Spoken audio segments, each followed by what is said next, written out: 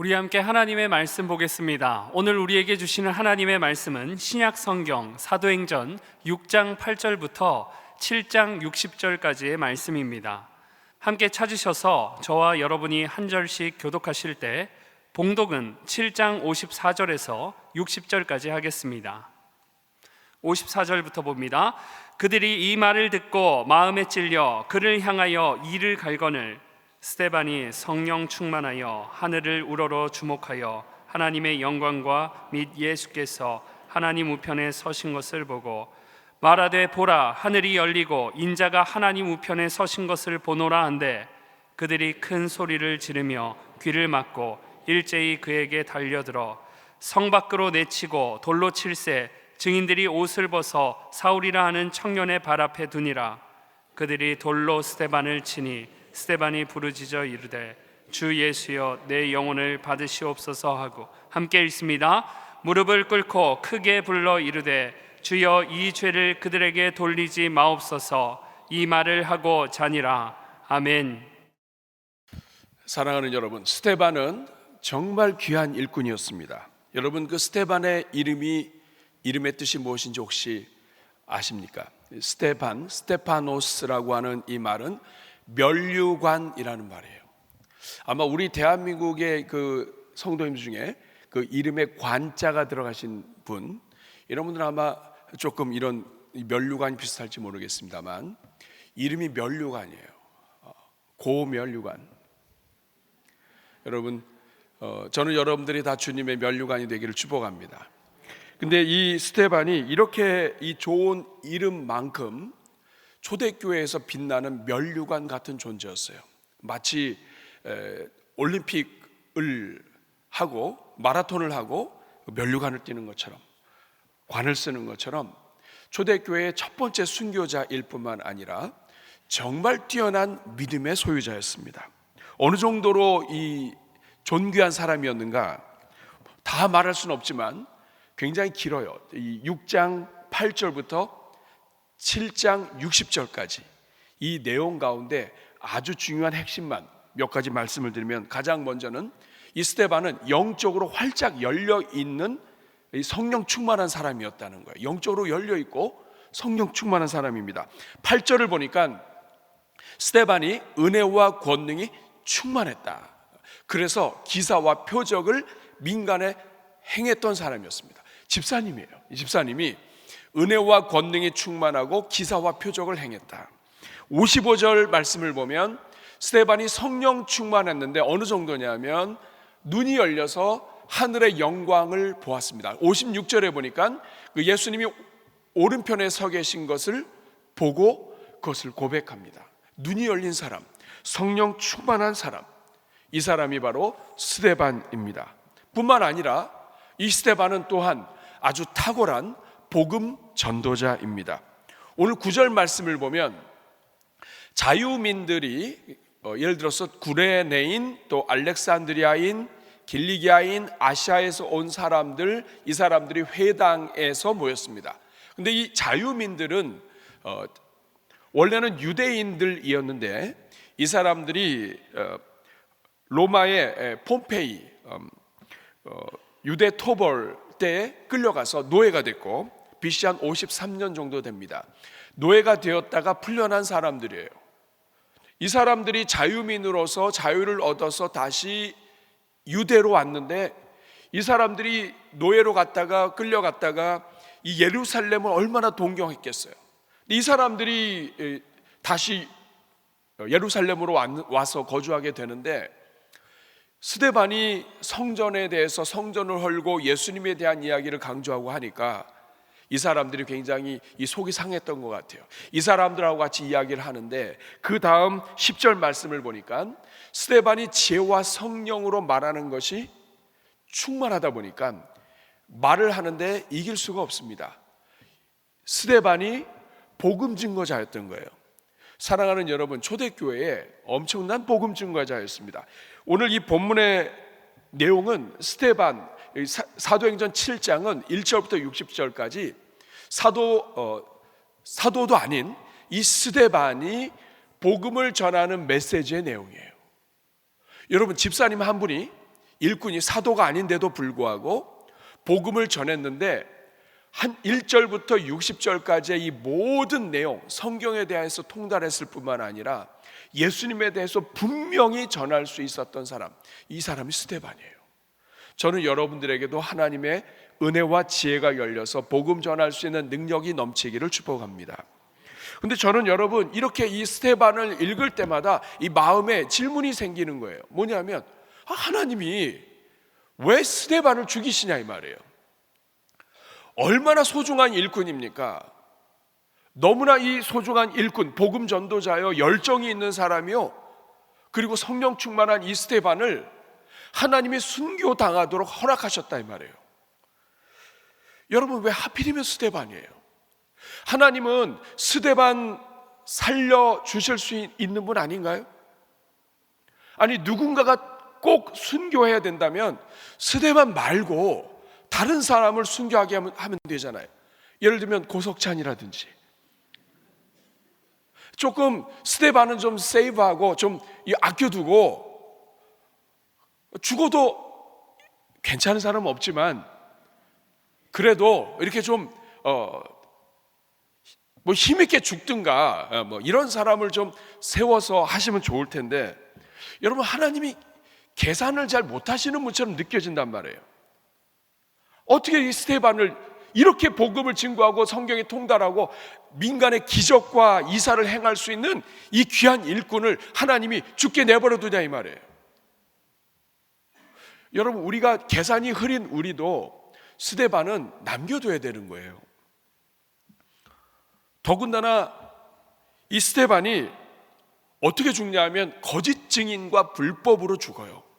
오늘 12절 말씀을 보니까 백성과 장로와 서기관들을 충동시켜서 사람들이 우해가지고 이 휩쓸려서 죽습니다. 13절에 보니까 거짓 증인들까지 세워서 결국에는 이 거짓 증인들에 의하여 돌 맞아 죽습니다. 사랑하는 여러분, 이상한 거 아니에요? 여러분, 스데반은 살려두셔야 되는 거 아니에요? 그런데 제가 성경 읽고 묵상하면서 느끼는 거는 하나님은 이유가 있으시다는 거예요. 하나님이 스데반을 죽이셨을 때는 그 스데반 그렇게 아끼고 소중히 여기며 정말 초대교회 기둥 같은 일꾼, 이런 일꾼이라 할지라도 하나님이 그 죽음을 허락하실 때가 있다는 거예요. 여러분, 오늘 이 말씀이 중요한 이유는 오늘 여러분 중에 하나님이 사랑하지 않는 사람은 없습니다. 하나님이 소중히 여기세요. 그러나 그럼에도 불구하고 하나님이 너무나 사랑하는 소중한 하나님의 자녀들에게 고난을 허락하시고, 순교는 아닐지라도 정말 그 인생의 아픔과 어려움과 고난과 갈등을 허락하실 때에는 이유가 있다는 거예요. 오늘 여러분, 오늘 우리가 읽은 이 본문 안에는 하나님이 스데반을 그렇게 하실 수밖에 없는 아주 중요한 두 가지 이유가 있습니다. 저는 오늘 이것을 살펴보면서 여러분들의 삶 속에 일어나는 그러한 모든 일들 속에 하나님이 은혜 베푸시기를 간절히 소원합니다. 첫 번째는 스데반의 죽음은 예수님을 생각나게 하는 아주 중요한 도구였기 때문입니다. 스데반을 통해서 예수님이 생각나게 하시고 싶으셨던 거예요. 여러분, 종교자들은, 그 당시에 종교자들에게 있어서 이거는 예수님에 대한 사건은 이거는 정말 이 악몽과도 같은 거예요. 여러분, 종교 지도자들은 자기 하나님을 믿는다고 하고 또 그리고 자기들의 자리를 지키기도 하고 하는 것도 있었지만, 그러나 종교 지도자들이잖아요. 그러면 정직해야 되고 거짓을 행하면 안 됩니다. 그런데 이 예수님을 죽이기 위해서 이 종교 지도자들은 거짓 증인들을 세우고 모함을 하고 그렇게 해서 불법으로 죽여요. 그러니까 예수님에 대한 생각만 해도 끔찍하고 예수님 생각은 안 하고 싶은 거예요. 이거 끝난 거예요. 이제 빨리 끝났으니까 덮어버리고 싶은 사건이에요. 그런데 여러분, 예수님의 예자만 들어도 경기가 나는데, 여러분, 우리가 무엇인가를 잘못해서 그걸 덮었어요. 근데 자꾸만 그것이 드러나고 또 자꾸 드러나면 여러분 불편합니다. 하나를 덮기 위해서는 그 다음에 또 다른 거짓말을 해야 되고 또 다른 거짓 증인 세워야 되고, 이런 상황이란 말이에요. 그러니까 예수님에 대한 이야기는 더 이상 얘기하고 싶지 않은 거예요. 그런데 이러한 사람들에게 계속해서 자기들의 이 거짓을 덮기 위해서 애쓰는 종교 지도자들에게 하나님이 남겨놓으신 카드가 바로 스데반이었던 거예요. 여러분 15절 말씀을 보시면 공회중에 앉은 사람들이 다 스데반을 주목해 보았습니다. 막 복음을 전하는데 그 주목해 보니까 그 얼굴이 천사의 얼굴과도 같았어요. 뭐 이 정도는 뭐 우리가 넘어갈 수 있습니다. 그런데 59절 말씀을 보니까 그들이 돌로 스데반을 쳤는데 스데반이 부르짖어 이르되 주 예수여 내 영혼을 받으시옵소서. 여러분 이거 어디서 많이 들어본 말씀 아니에요? 여러분 죽을 때 더군다나 불법으로 돌로 정말 무지하게 합당하지 않는 방법으로 자기를 죽이는데 그 자리에서 주 예수여 내 영혼을 받으시옵소서 이렇게 말하고 죽을 사람이 누가 있습니까? 사도 바울도 이렇게 안 죽었어요. 그런 기록이 없단 말이에요. 그런데 하나님이 이 집사님 이 스데반이 죽을 때 주 예수여 내 영혼을 받으시옵소서라고 하고 죽는 것을 허락하셨어요. 스데반이 자기의 죽음 속에서 예수 그리스도를 생각나게 하는 하나님의 도구였던 거예요. 이게 끝이 아닙니다. 60절에 보니까 같이 한번 읽어볼까요? 무릎을 꿇고 크게 불러 이르되 주여 이 죄를 그들에게 돌리지 마옵소서. 이 말을 하고 자니라. 여러분 이 말씀도 많이 들어보지 않았나요? 주여 저들의 죄를 용서하여 주옵소서. 자기들이 죄 짓는 것을 자기들이 하는 것을 알지 못하나이다. 예수님의 말씀이에요.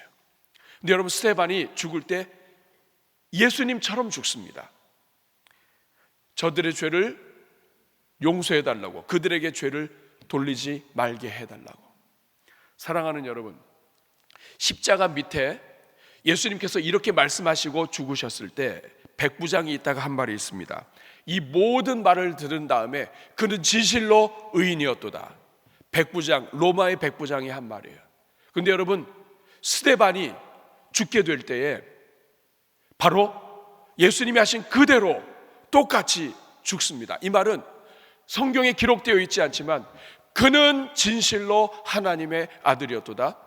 그는 진실로 하나님의 사람이었도다. 예수 그리스도가 의인이었던 것처럼 스데반 또한 하나님의 사람이었도다. 이렇게 지금 이 함성이 이 안에서 들려오도록 이 모든 유대인들과 제사장들에게 우리 주님께서 지금 보여주고 계신 것입니다. 사랑하는 여러분, 이것을 통하여 우리 주님은 메시지를 주고 계십니다.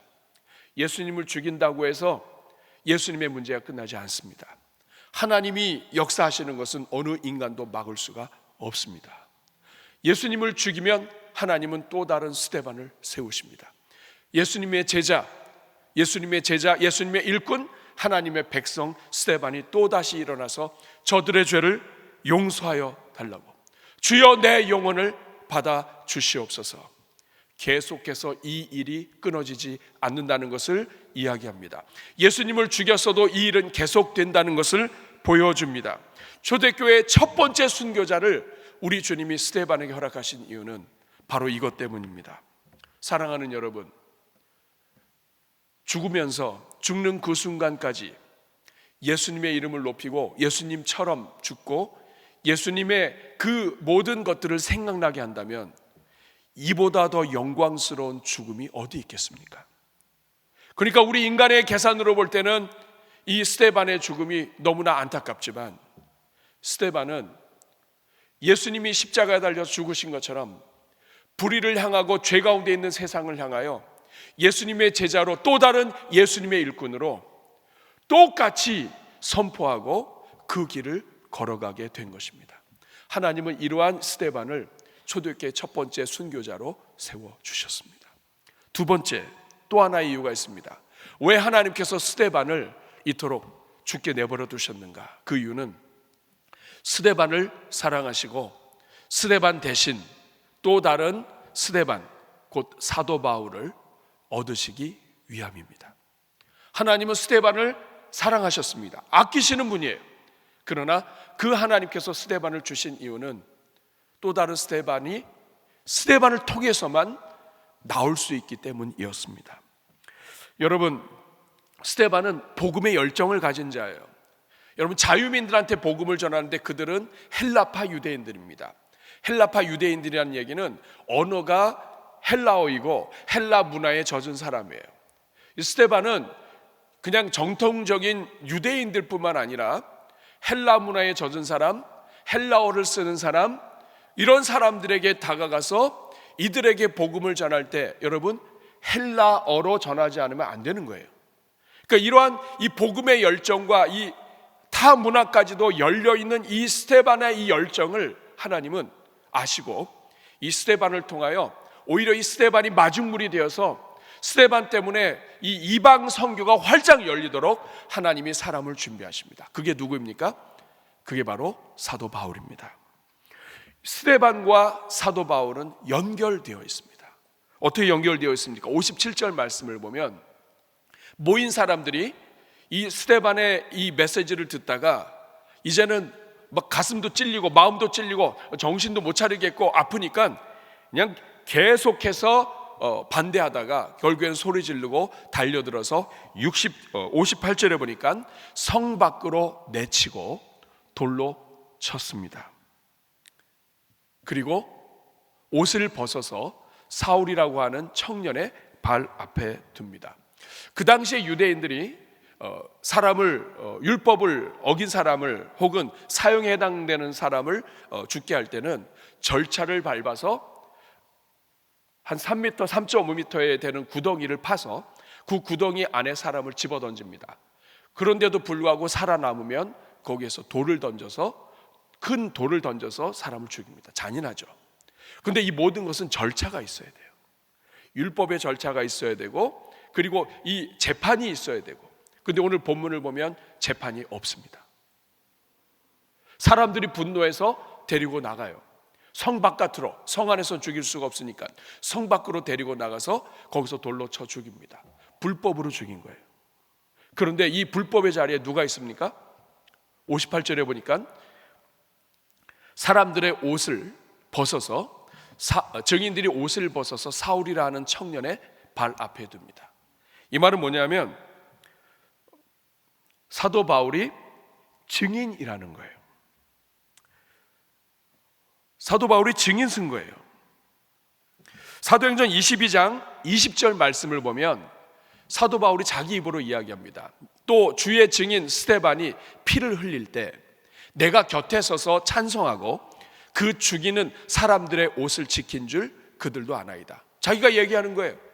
스데반 주의 증인이었음에도 불구하고 그 피를 흘릴 때 내가 곁에 서서 찬송했다. 그리고 그 옷을 지켰다. 여러분, 이 말 속에는 여러 가지가 담겨 있습니다. 여러분, 사도 바울은 바리새인이에요. 율법에 대해서 완전한 자라고 얘기했어요. 근데 그 율법에 대해서 완전한 자가 불법으로 재판이 되고 이루어지는 그 현장에 이것이 유대교를 해친다 하는 자기의 신념 때문에 스데반을 죽이는 일에 증인이 됩니다. 가장 법을 잘 알고 하는 이 율법 학자이자 바리새인이 불법으로 죽이는 현장의 증인이 돼요. 그리고 여러분, 이 사건은 사도 바울의 인생을 흔드는 사건이 됩니다. 오늘 54절 말씀을 보면 그들이 마음에 찔려서 이 모든 일을 행했는데 이 찔리는 현장에 사도 바울도 같이 있었습니다. 사울이 바울 되기 전에 이 사울이 같이 찔리는 거죠. 찔렸다는 얘기는 뭐냐면 조각조각 톱질을 하듯이 마음이 잘리고 양심의 가책을 받는 것을 이야기합니다. 근데 그 양심의 가책을 받는 그 자리에서 사람들의 선동 속에서 증인이 돼요. 이게 다가 아닙니다, 여러분. 스데반이 죽을 때 사도 바울이 증인을 서고 있는데 그 증인된 상태에서 죽을 때 외칩니다. 59절 우리가 살펴보았었죠. 그들이 돌로 스데반을 치니 스데반이 부르짖어 이르되 주 예수여 내 영혼을 받으시옵소서. 사랑하는 여러분, 사도 바울은 예수님의 십자가 현장에 없었습니다. 예수님이 어떻게 돌아가셨는지, 예수님이 누구신지 한 다리를 건너서 듣는 사람이에요. 그런데 이 사도 바울이 예수님의 현장이 없었는데, 십자가 현장이 없었는데, 자기가 증인선, 죽여도 좋다고 증인선 이 스데반이 죽으면서 뭐라고 얘기합니까? 주 예수여 내 영혼을 받으시옵소서. 이거는 예수님이 하신 말씀이에요. 여러분, 예수님을 만나지도 못했고 예수님을 현장에서 목격하지 못한 이 사도 바울에게 하나님은 스데반을 준비하셔서 간접적으로 예수님을 만나게 합니다. 여러분, 스데반이 죽을 때 주 예수여 내 영혼을 받으시옵소서, 이거는 예수님이 십자가에서 하신 현장을 그대로 재현한 것이고요, 예수님의 십자가 현장을 목격하지 못했던 사도 바울에게 주시는 하나님의 은혜였습니다. 왜 하나님이 스데반을 죽이셨어야만 했는가? 그 이유는 스데반을 통해서 하나님이 사도 바울에게 보여주시고 싶으신 거예요. 예수님이 누구신가? 그리고 60절에 예수님이 저들의 죄를 알지 못하니 용서해 달라고 하는 그 말을 스데반이 똑같이 하고 죽습니다. 스데반의 이 고백은 예수님을 제사장들에게 드러내는 것뿐만 아니라, 그들의 그 죄 가운데 있는 것을 들춰내는 것뿐만 아니라, 반드시 이 고백을 들어야만 했던 사람, 사도 바울에게 우리 하나님이 스데반의 죽음을 통해서 예수님을 만나게 하시는 출발이 되는 거예요. 이 사건 이후로 사도 바울은 스데반의 사건에 충격을 받고 이것이 자기 인생에 계속 연결이 됩니다. 그 증거가 어디냐면 사도행전 26장 14절이에요. 이미 사도행전 22장에서 이 사도 바울 스스로가 자기가 간증하면서 스데반 얘기를 했었는데 26장 14절에 이렇게 얘기합니다. 우리가 다 땅에 엎드러지며 내가 소리를 들으니 히브리 말로 이르되 사울아 사울아 네가 어찌하여 나를 박해하느냐. 여러분, 박해한 적이 별로 없어요. 예수님 박해한 적이 없고 자기의 박해는 스데반 박해한 거예요. 주님의 교회를 박해한 거예요. 그 출발점이 스데반이에요. 그러면서 하시는 말씀이 가시체를 뒷발질하기가 네게 고생이라. 이거는 유대인들에게 있어서 수고와 같은 것입니다. 가시체는 끝에 뾰족한 것이 있거나 가시가 있거나 혹은 뼈가 있어서 이런 채찍에다가 이런 것들을 쇠나 뼈를 박은 그러한 채찍이에요. 밭을 갈 때 소나 말이 이 말을 듣지 않으면 이 가시체를 가지고 때립니다. 그러면 이 얻어맞고 정신 똑바로 차리는 거죠. 근데 소가 얻어맞고 뒷발질을 한다, 이건 더 맞는 거죠. 근데 이 사도 바울이 가시체를 뒷발질한다 이 말이에요. 이 말은 뭐냐면 얻어맞았어요. 이미 하나님이 하시는 일을 거역하고 하나님의 일꾼 스데반을 죽인 것이 가시체를 뒷발질했다는 뜻이에요. 그런데 이 가시체로 맞았는데 그 다음에 더욱더 힘을 얻어서 이래서는 안 되겠다, 공식적으로 법적으로 문제가 없도록 허락받아서 해야 되겠다 해서 진행을 하는 이것이 가시체로 뒷발질한다 이 말이에요. 하나님이 가시체 한번 때렸으면 정신 차려야 되는데 뒷발질하다가 결국 고생은 고생대로 한다는 거예요. 마음고생이 사도 바울에게 심하다는 걸 얘기합니다. 그래서 학자들은 사도 바울에게 있어서 가장 큰 충격을 준 사건이 스데반 사건이라고 이야기를 주저하지 않습니다. 결국 하나님이 스데반을 죽이실 수밖에 없고 이 순교를 허락하실 수밖에 없었던 것은 하나님이 스데반이 죽지 않으면 절대로 변할 수 없는 사도 바울이 있었기 때문입니다. 하나님은 사도 바울을 얻기 위하여 이 스데반을 허락하신 거예요. 사랑하는 여러분, 하나님이 원하시는 것을 내 인간의 힘으로 계속해서 진행하고 또 진행하고 내 고집을 피우는 것이 가시체를 뒷발질하는 것 같은데, 이 사도 바울은 이거를 멈추지 못하는 거예요. 여러분, 그때에 하나님이 하신 일이 뭐냐면 이 스데반 사건으로 계속해서 양심에 찔리고 계속해서 이것 때문에 마음고생하고 하던 이 사도 바울에게 하나님이 다메섹으로 가던 그에게 나타나십니다. 그때 나타나셔서 사울아 사울아 네가 어찌하여 나를 핍박하느냐, 나는 내가 핍박하는 예수다. 그러면서 이 사도 바울이 거기에서 꼬꾸라집니다. 여러분, 사도 바울은 강팍한 사람이에요.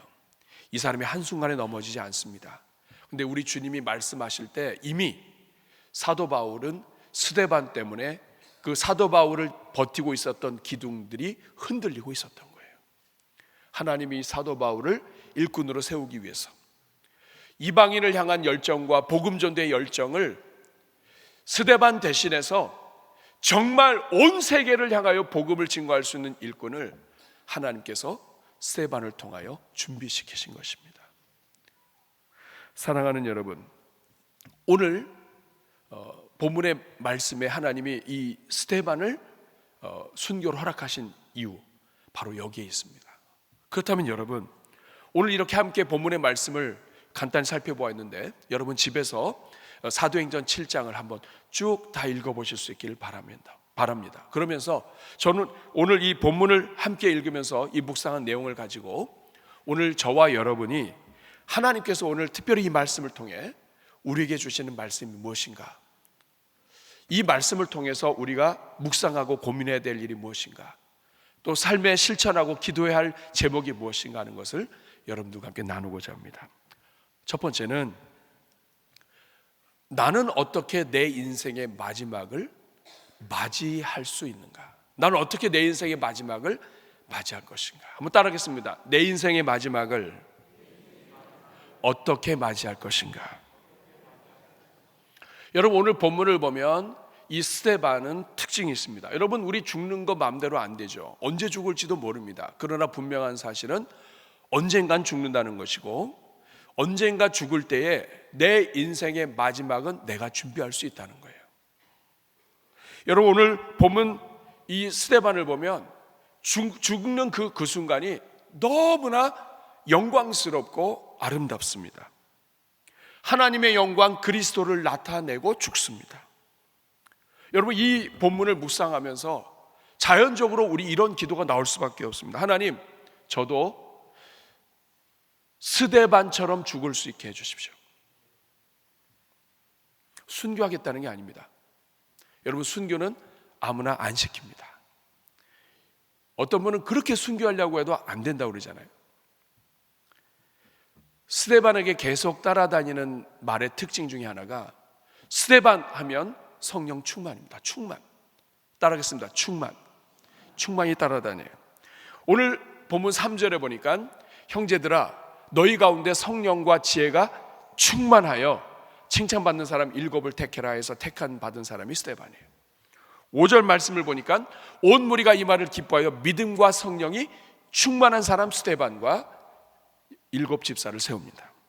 8절에 보니까 스데반이 은혜와 권능이 충만했습니다. 55절 말씀을 보니까 스데반이 성령 충만해서 하늘을 우러러보고 하늘이 열렸어요.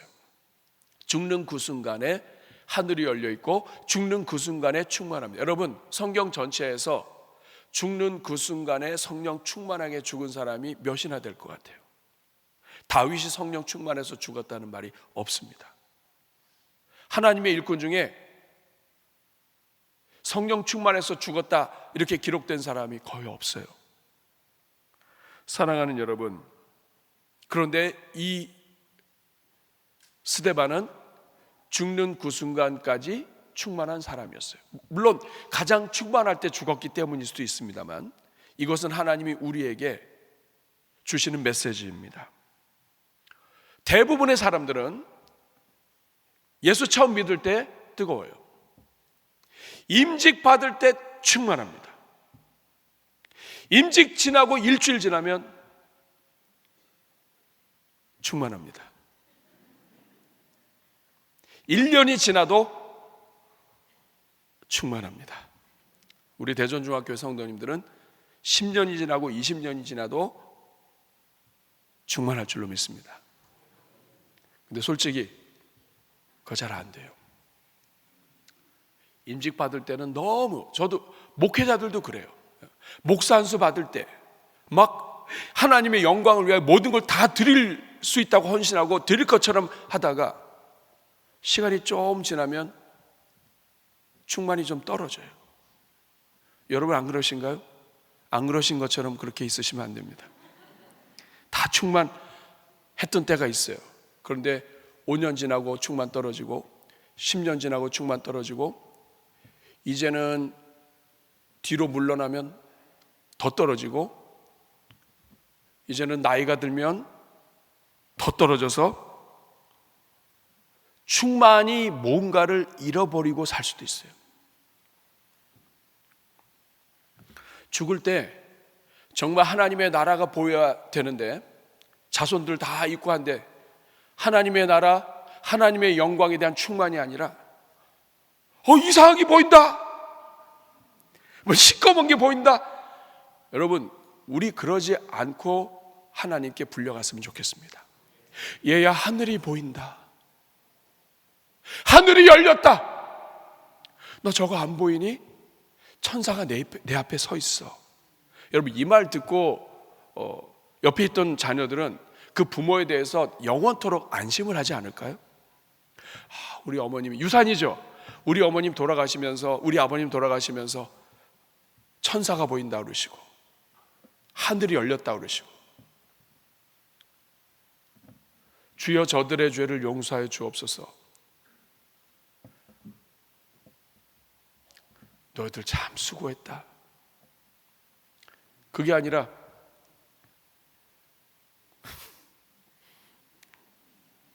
죽는 그 순간까지 붙잡고 용서하지 못하고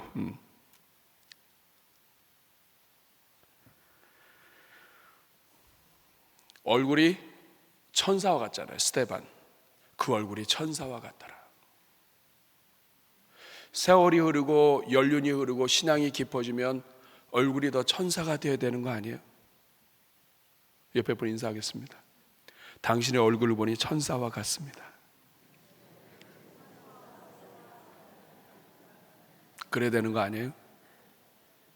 저는 여러분들이 하나님 앞에 불려가는 마지막 순간까지 천사의 얼굴처럼 되기를 축복합니다. 저 스데반처럼 죽었으면 좋겠어요.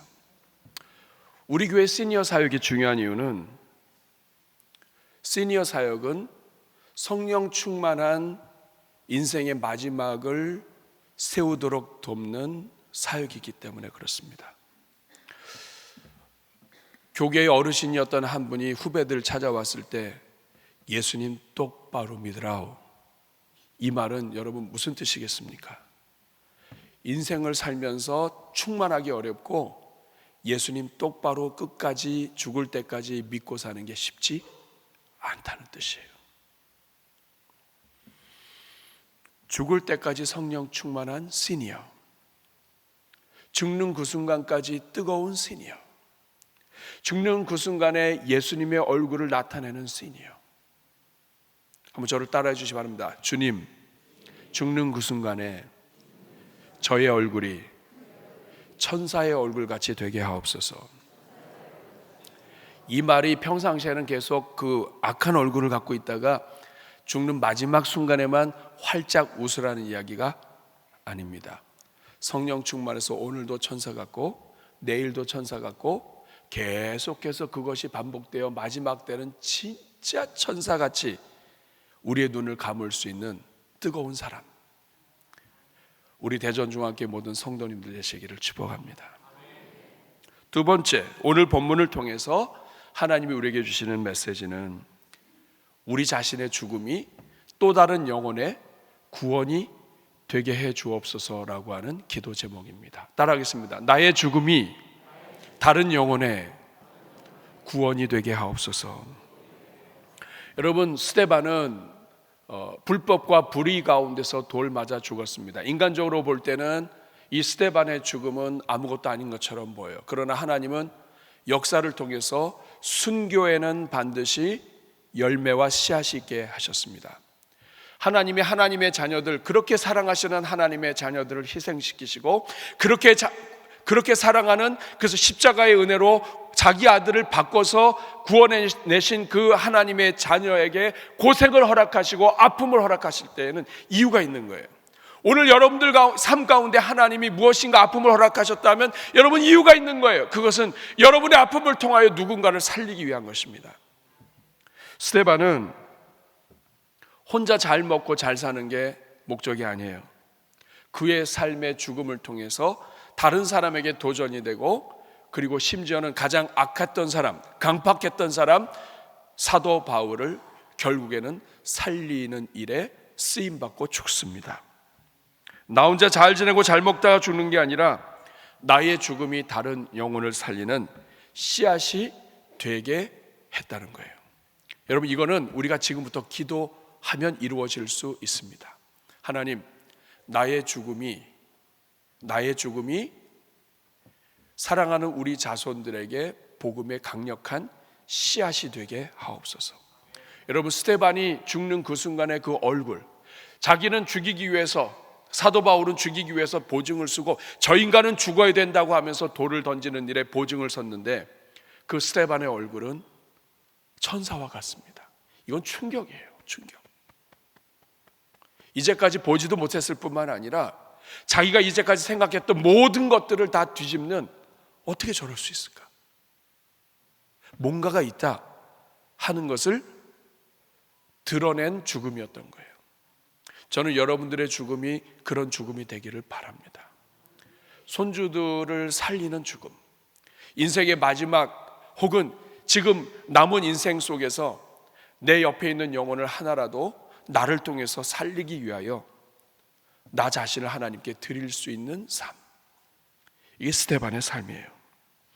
여러분, 저는 이 본문을 읽으면서 짐 엘리엇이라고 하는 선교사님을 생각하게 되었습니다.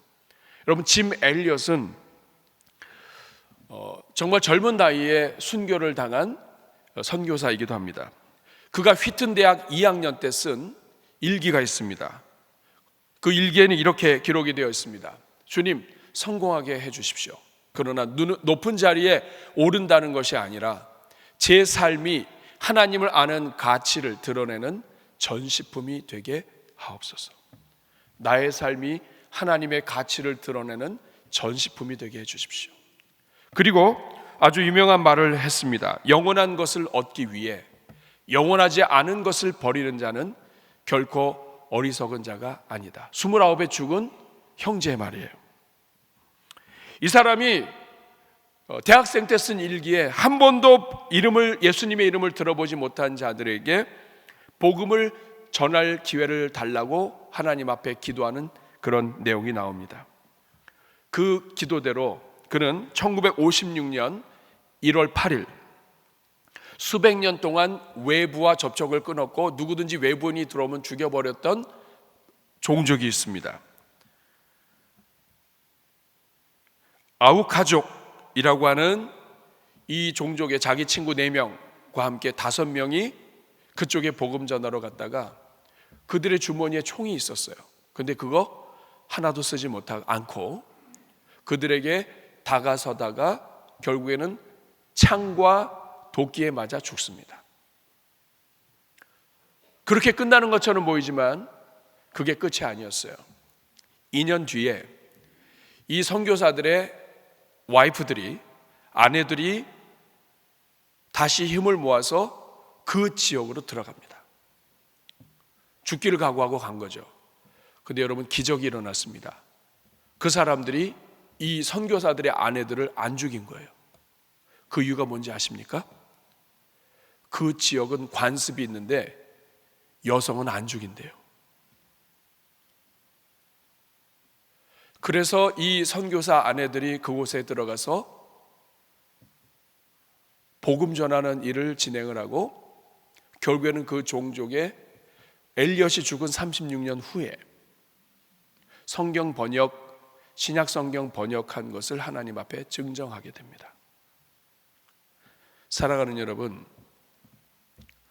한 사람의 죽음이 가장 가치 있는 것은 그 죽음을 통해서 다른 영혼들을 살리는 일에 쓰임받는 겁니다.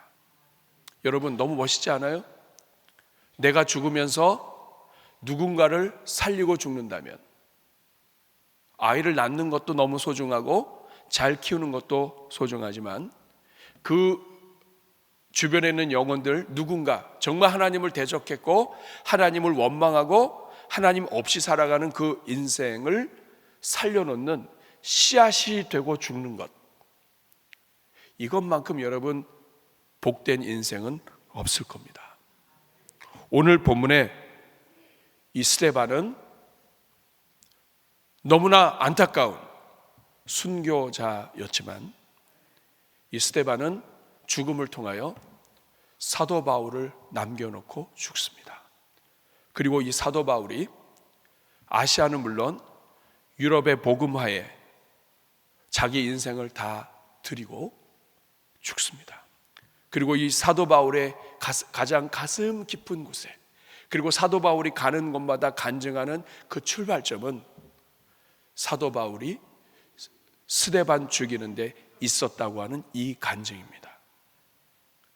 사랑하는 여러분, 하나님이 여러분들을 그렇게 존귀하게 사용하시고 오늘 여러분 삶 속에 있는 고난, 아픔, 하나님이 허락하실 때는 이유가 있습니다.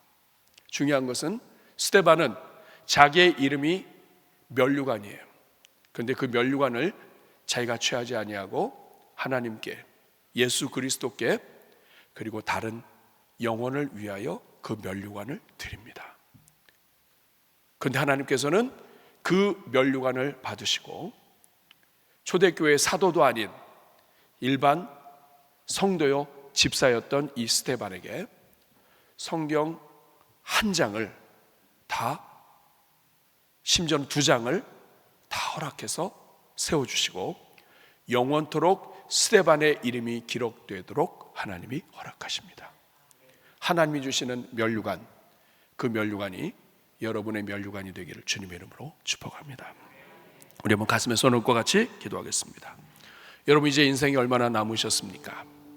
하나님 아버지, 나의 인생의 마지막 어떻게 맞이할까? 오늘 스데반처럼 충만한 마지막을 보낼 수 있게 해 주시옵소서. 하나님 아버지, 나의 인생, 나의 죽음이 다른 영혼을 살리는 도구가 되게 하여 주옵소서. 죽을 때뿐만 아니라 살아있는 동안에도 나를 통해 다른 영혼들이 살아나는 도구로 쓰임받게 하여 주시옵소서.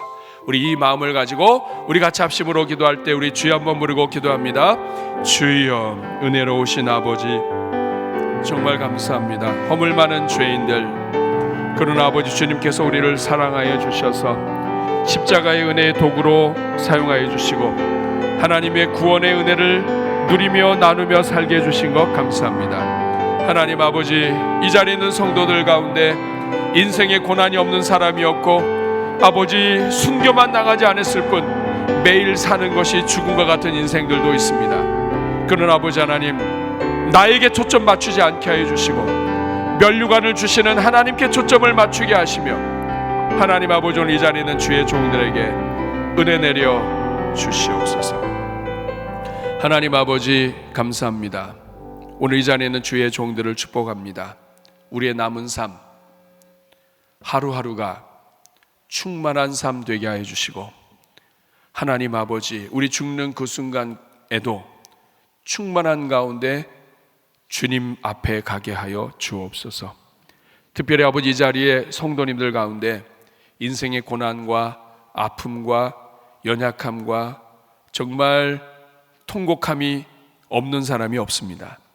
그러나 하나님이 사랑하는 자녀들에게 이러한 아픔과 연약함을 허락하실 때에는 그 하나님의 찢어지는 그 마음을 뒤로하고 그보다 더 큰 은혜와 면류관을 우리에게 허락해 주시기 때문임을 믿습니다. 믿음의 신앙생활 잘하게 하시고 잘 견디게 하시며 이번 주도 승리하게 하여 주옵소서. 예수님의 이름으로 축복하며 기도하옵나이다.